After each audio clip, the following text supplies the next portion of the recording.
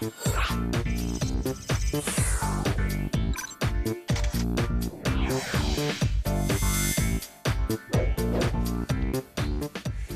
시장을 이겨라. 오늘 아주 흥미로운 주제를 준비했습니다. 이제 통신 패러다임이 5G 시대로 바뀐다는 거 아니겠습니까? 여러 가지 얘기를 하고 있는데 이제 5G 시대가 정말 오는 것인지 통신주, 장비주들 옥석 가리기 오늘 하는 시간 갖도록 하겠습니다. 예, 5G 5세대 이동통신 굉장히 뜨겁습니다. 그런데 사실 어떻게 접근해야 될지는 쉽지 않은데 오늘 쉽게 얘기를 풀어주실 분 조상기 SK증권 안산지점 PB 함께하겠습니다. 어서 오십시오. 안녕하세요. 네, 자 5G 얘기는 굉장히 많이 하게 되는데요. 사실 우리가 실생활에서 쓰면서도 지금 뭐 우리가 4G를 쓴다고 하지만 사실 이게 뭔지 잘은 모르잖아요. 5G는 뭔지 개념부터 좀 설명해 주세요. 네, 일단 정부 정책상 2019년 3월부터 한국 시장은 이제 5G를 상용화하는 D-Day로 발표를 했습니다. 기존에 2020년에 도쿄 올림픽을 기준으로 글로벌하게 미국이라던가 일본 그리고 한국까지 포함해서 모두가 이 5G 시장에 전격적으로 착수를 하겠다고 발표를 했었는데 이제 그 시기가 조금씩 1년씩 그리고 3개월씩 계속 앞당겨지면서 이번에는 12월 1일부터 국내 통신 3사와 그리고 정부에서 5G를 시작을 해보겠다라고 발표를 했습니다. 따라서 이러한 모멘텀 때문에 오늘 이러한 주제로 말씀을 드리려고 하고요. 미국, 일본, 중국 등도 모두가 미국에서 12월부터 5G를 시작을 하겠다고 발표하면서부터 이제 국내 통신 3사들은 발빠르게 선제 대응을 하려고 노력을 하고 있고요. 그에 따른 선점 효과를 누리기 위해서 통신 장비주들 또한 이 발주를 시작하기 했습니다. 언론에서 보셔서 아시겠지만 삼성전자가 얼마 전에 AT&T에 5G의 장비를 납품을 하기로 하면서 삼성전자는 이제 미국에 있는 통신 1, 2, 2위, 4위 업체까지 버라이즌, AT&T까지 모든 업체에 이 5G 통신 장비를 벤더가 등록이 되었습니다. 따라서 이것이 함축하는 의미는 큽니다. 삼성전자가 다소 뒤처져 있던 기술 경쟁력을 확보를 하면서 이제는 버라이즌까지 통신 장비를 납품하는 업체가 되었고요. 따라서 이 삼성전자와 함께 협업하고 있는 국내 벤더들 또한 그 발주에 따른 실적을 가져갈 수 있게 기회가 마련이 되었습니다.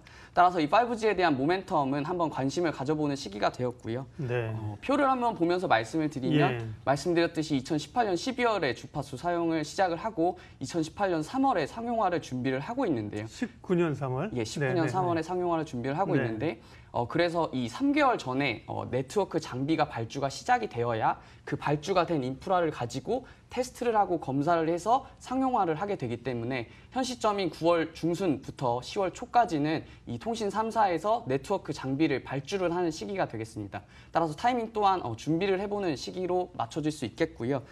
말씀해 주셨듯이 5G에 대한 사전적인 의미를 한번 짚고 넘어가야 될 것 같은데요. 말씀드렸듯이 5G, 제너레이션의 약자입니다. 따라서 5번째 혁신을 일으킬 수 있는 모바일 커뮤니케이션 네트워크가 되겠습니다. 따라서 3가지 정도로 보시는 그림과 같이 요약을 할 수 있을 것 같습니다. 첫 번째로 초고속, 두 번째로는 초저지연, 세 번째로는 초연결성을 이 4G와는 다른 형태로 혁신을 일으키는 5G가 될 수 있겠는데요. 초고속은 말 그대로 빠르기입니다. 1000분의 1초의 빠르기로 작동을 하게 되기 때문에 4G에서 말하는 광대역이 5G에서 말하는 초광대역으로 일으켜질 수 있고 예시를 들어서 설명을 드리자면 15GB 영화를 다운받는데 4G에서는 240초가 걸리지만 5G에서는 6초 정도면 다운을 받을 수 있게 됩니다. 따라서 시청자분들도 5G에 대한 수혜를 누리실 수 있을 것 같고요. 두 번째로는 초저지연입니다. 반응 속도가 그만큼 빠르다는 것인데요. 향후에 있을 자율주행차에서 제동거리에 문제가 있을 수 있습니다. 4G의 데이터 속에서는 데이터를 수신받은 자동차가 제동을 거는데 1.2m에서 3m 정도가 제동거리가 된다면 이 5G 상황 속에서는 약 1.2cm 정도면 제동을 할 수 있게 되기 때문에 자율주행차가 기반이 되려면 그 기반이 되는 5G가 인프라가 갖춰져야 될 것으로 예상을 하고 있고요. 마지막으로 초연결성입니다. 10배 이상의 대규모 접속이 가능하다는 말은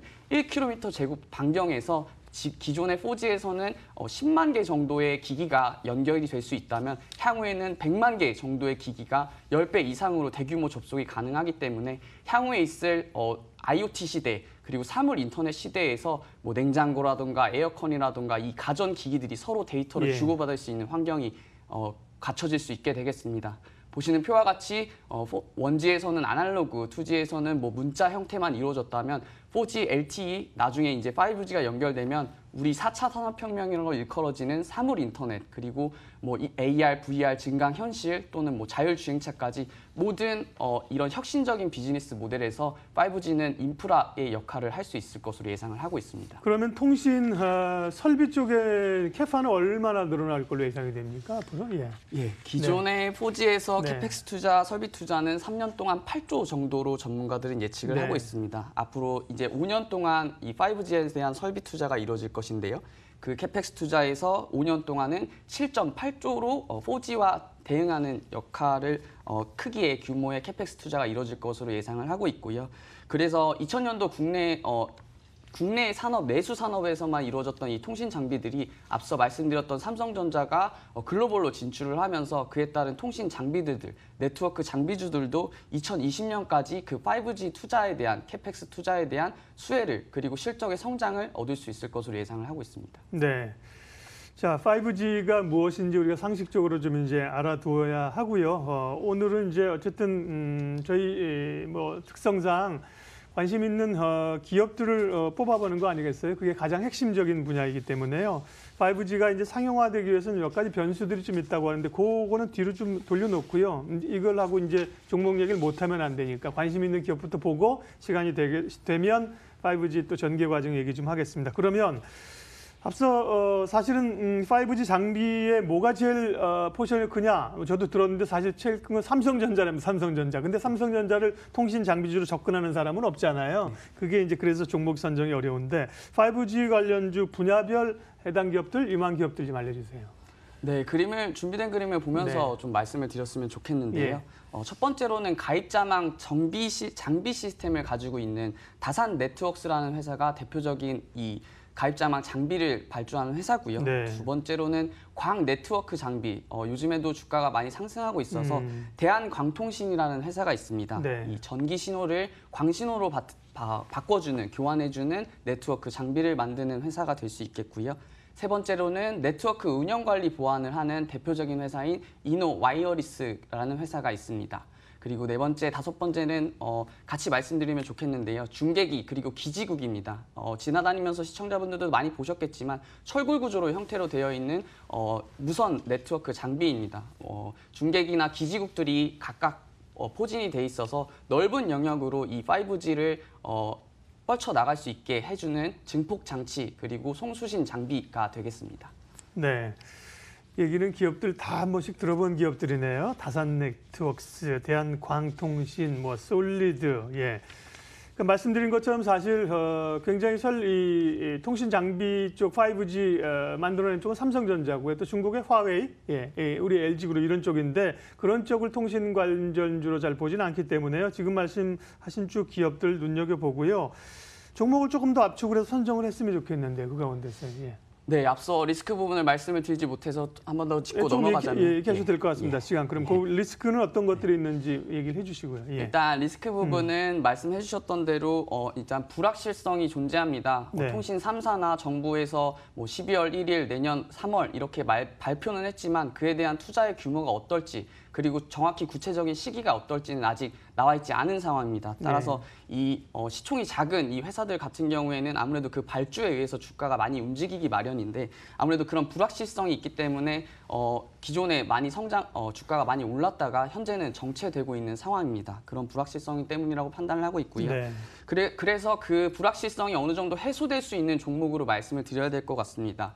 이유는 실적이 불확실하다 그리고 발주가 불확실하다는 부분을 그 발주에 대한 수혜를 얻을 수 있을 것 같다. 그 수혜를 얻어서 매출이나 영업이익이 증가할 수 있을 것 같다라는 부분을 말씀을 드리면 그 어느 정도 고민점이 해결될 것 같은데요. 그 힌트는 스몰셀, 기지국, 앞서 말씀드렸던 마지막 부분에서 찾을 수 있을 것 같습니다. 기지국이 많이 필요하다, 스몰셀이 많이 필요하다라는 이유는 5G가 되면 저희가 3.8GHz 그리고 28GHz에서 초고역대로 움직이게 됩니다. 기존의 4G 장비에서 5G 장비로 이동을 하면서 그 장비에서 가장 큰 수요는 스몰셀, 기지국이 될 것으로 예상을 하고 있습니다. 음영 지역, 전파의 송수신이 올바르게 되지 않는 음영 지역이나 아니면 그 다소 소외된 산간 지역에서 이 네트워크를 효율적으로 활용하게 되려면 아무래도 이 기지국이 많이 지금보다 더 설치가 되어야 될 것 같고요. 따라서 그 기술력 또한 증가를 해야 될 것 같습니다. 그래서 스몰셀과 이 RRH라는 기지국에 대한 투자 포인트를 좀 가져갈 수 있을 것 같습니다. 숨겨놓으신 기업을 지금 연관된 기업을 말씀해 주세요. 네, 두 가지 정도 소개를 해드리려고 합니다. 첫 번째는 RFHIC라는 기업입니다. 말씀드렸던 기지국이나 스몰셀을 사용자 단말 기간에 신호를 주고받을 때 증폭되는 장치, 트랜지스터를 만드는 회사고요. 그 트랜지스터를 어느 정도 모듈화해서 만드는 전력 증폭기를 생산하고 있습니다. 앵커분께서 말씀해 주셨듯이 중국 시장 점유율 1위를 차지하고 있는 화웨이에 납품을 하고 있고요. 앞으로 이 화웨이에서도 이 RFHIC의 증폭기를 많이 선점을 해서 시장 점유율을 높여갈 것으로 예상을 하고 있습니다. 시간이 다 돼서 다음 종목도 짧게요. 다음 종목은 KMW입니다. 미약한 신호를 조금 더 전력을 증폭시키고 내가 원하는 주파수만 필터링해서 받는 RF 필터를 만드는 회사고요. 5G 성장의 수혜 기업이 될 수 있겠습니다. 네. 아이고, 늘 뒤에 보면 아쉬워요. 그래서 이제 앞에 시간을 좀 세이브하려고 했는데도 시간이 다 돼서 어쨌든 이제 5G 시대 통신 장비주로 탑픽으로 뽑으신 거는 RFHIC, KMW입니다. SK증권 안산지점 조상기 PB 함께했고요. 인사드리면서 출발 마켓온 오늘 순서는 여기까지 하겠습니다. 함께해 주셔서 고맙습니다.